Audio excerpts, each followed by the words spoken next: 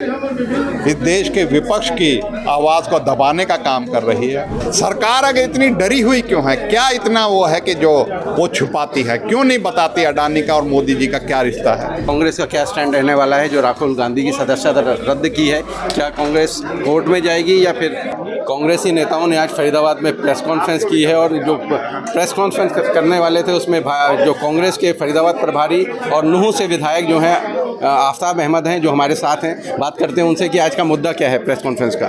जी, आज हम जिस तरीके से भारतीय जनता पार्टी ने सत्तारूढ़ दल होने के बाद प्रजातंत्र और लोकतंत्र को अपनी संवैधानिक संस्थाओं का दुरुपयोग करके इस देश की जनता के साथ जो विश्वासघात कर रही है, इस देश के विपक्ष की आवाज़ को दबाने का काम कर रही है और अपनी विफलताओं को, अपनी इस देश के पर जो उन्होंने वादे किए थे उनको छुपाने के लिए उनका मुद्दों से भटकाने का जो काम करती है, चाहे वो महंगाई, बेरोजगारी हो, चाहे आर्थिक असमानता हो, और जो मुख्य सवाल उठाए जाते हैं कि अडानी जी और मोदी जी का क्या रिश्ता है, उसका जवाब नहीं दिया जाता। इस मुद्दे पे आज की जो है बैठक है। तो क्या ये इतना बड़ा मुद्दा है कि अगर कोई सवाल पूछ लिया जाए तो उसकी सदस्यता रद्द की जाए?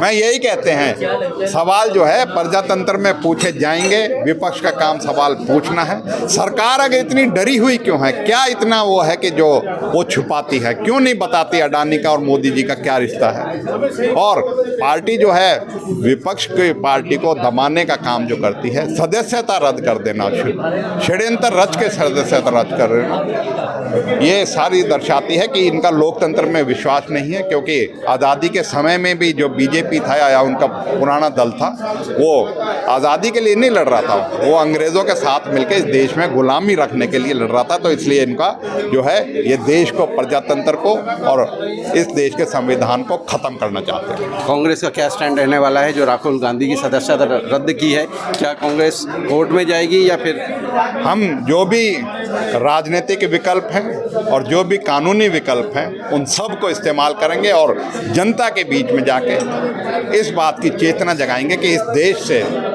संविधान चलेगा, इस देश में प्रजातंत्र कायम रहेगा और जो इनको प्रजातंत्र और संविधान कुचलने की कोशिश करेंगे उनको इस देश की गद्दी से हटाने का काम करना होगा। आपने कहा कि जिसे जनता के बीच लेके जाएंगे, तो क्या जनता में जागरूकता के लिए, इस मुद्दे पर जागरूकता के लिए क्या करेंगे? बिल्कुल जाएंगे। क्या किया जाएगा? जय भारत सत्याग्रह के नाम से पूरे देश में जनता के बीच में जाके हम इस बात की चेतना भी जगाएंगे, इस बात का संकल्प लेंगे और इस बात के लिए देशवासियों को तैयार करेंगे कि इस असंवैधानिक सरकार को अब चलता करने का समय आ गया। बात करने के लिए धन्यवाद। तो ये थे हमारे साथ आफ्ताब अहमद जो अब इस मुद्दे को पूरी तरह से भुनाने की कोशिश में लगे हैं कि राहुल गांधी की जो जिस तरह से सदस्यता रद्द की है, उनका कहना है कि अब सत्याग्रह किया जाएगा, जन जन तक इस आंदोलन को पहुंचाया जाएगा और लोगों की आवाज़ बनकर कांग्रेस उठेगी और सत्ता प्राप्त करने की उनकी कोशिश है। हरियाणा तक के लिए फरीदाबाद से सचिन गौड़।